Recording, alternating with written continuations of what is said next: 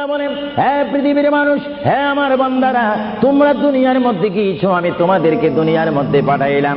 পাঠাইবার পরে আমি জানি তোমরা অনেক অন্যায় পথে যাবে, অনেক কাজ করবে, যে কাজগুলোর মধ্যে তোমাদের গুনাহ হয়ে যাবে। হে বান্দা, তোমরা গুনাহ করবে তাও আমি ভালো মতো জানি, তোমরা পাপ করবে তাও আমি ভালো মতো জানি।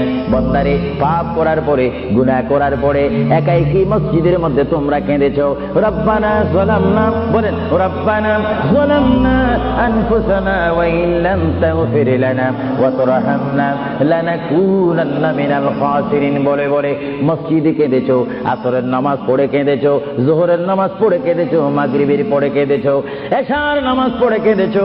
এ বান্দা, নামাজের মুসল্লা যখন বসে যাও, আমি আল্লাহকে তোমরা বারবার বল, আল্লাহ আমার গুনাহ মাফ করে দাও।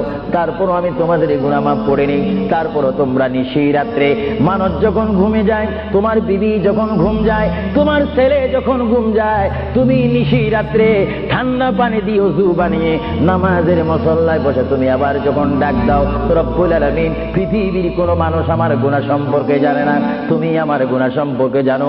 আমি এমন গুনাহ করেছি আমার বিবি জানে না, বিবি গুনাহ করেছে আমি জানি না। আল্লাহ, তুমি সব কিছু জানো। হে আমার প্রভু, তুমি আমাকে মাফ করে দাও। আমার আল্লাহ বলে, তারপরও যদি তোমাদেরকে আমি মাফ না করি, তারপরও বান্দা, তোমরা আমার রহমতের দরজা থেকে ফিরে যাইও না। আমি তোমাদেরকে হুকুম দিচ্ছি, ওয়ালাউ আন্নাহুম ইয যালামু আনফুসাহুম জাউকা, বান্দারে, যদি গুনাহ করে ফেলো, আমার রহমত থেকে মুখ ফিরিয়ে তুমি চলে যাইও না। বান্দা, আকাশ পরিমাণ যদি গুনাহ করো, পাতাল পরিমাণ যদি গুনাহ করো, সাগরের পানি পরিমাণ যদি গুনাহ করো, পাহাড় তুলনায় যদি তুমি গুনাহ করো, আমার দরবার থেকে তুমি নিরাশ হইও না। বান্দা, আমি তোমাকে একটি রাস্তা পাঠাই দিচ্ছি, একটি পথ তোমাকে আমি দেখাই দিচ্ছি। সেই পথটি কোন পথ তোমরা জানো? ওয়ালাউ আন্নাহুম ইয যালামু আনফুসাহুম জাউকা, বান্দারে, যখন তোমরা বরবাদ হয়ে যাবে, তখন তোমাদেরকে একটা পথ আমি তোমাদেরকে দেখাই দিলাম। সেই পথটির নাম হচ্ছে আমার রাসূলের মদিনা। জুড়ে বলেন সুবহানাল্লাহ।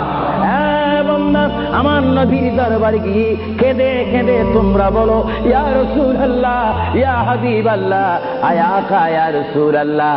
আল্লাহ কোরআনে বলেছে, ওয়ালাউ আন্নাহুম ইয যালামু আনফুসাহুম জাউকা ফাস্তাগফিরুল্লাহ ওয়াস্তাগফার লাহুমুর রাসূল।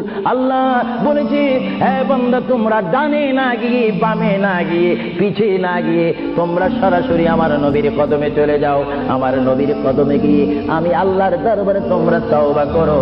তওবা করতে করতে তোমাদের চোখের পানি যখন বাইর হয়ে যাবে, আর ওই মুহূর্তে যদি আমার বন্ধু যদি তোমাদের জন্য আমার দরবারে সুপারিশ করে, আমি আল্লাহ তোমাদেরকে ওয়াদা দিয়ে দিলাম, গ্যারান্টি দিয়ে দিলাম, আমার রাসূল যদি তোমাদের জন্য আমার দরবারে সুপারিশ করে, সঙ্গে সঙ্গে বান্দা, তোমার অতীতের জীবনের কবিরা সগীরা গুনাহ মাফ করে দিব। জোরে বলেন সুবহানাল্লাহ। আরো জোরে বলেন। আমার আপনার গুনাহ মাফ করার জন্য রাসূলুল্লাহর দরবারে যাওয়ার দরকার আছে কিনা? চিৎকার জীবন আছে কিনা? এটা কোরআনের অপব্যাখ্যা নয়, জেনে কোরআন শরীফের আয়াত, ওয়ালাউ আন্নাহুম ইয যালামু আনফুসাহুম জাউকা। যারা তাফসীর পড়েছেন, তাফসীর জালালাইন পড়েছেন, টাইটেল পড়েছেন, বুখারী পড়েছেন, মুসলিম পড়েছেন, ইবনে মাজাহ পড়েছেন, সিয়াসিত্তা পড়েছেন, হাদিস পড়েছেন, ইজমা পড়েছেন, কিয়াস মেনেছেন, উসুল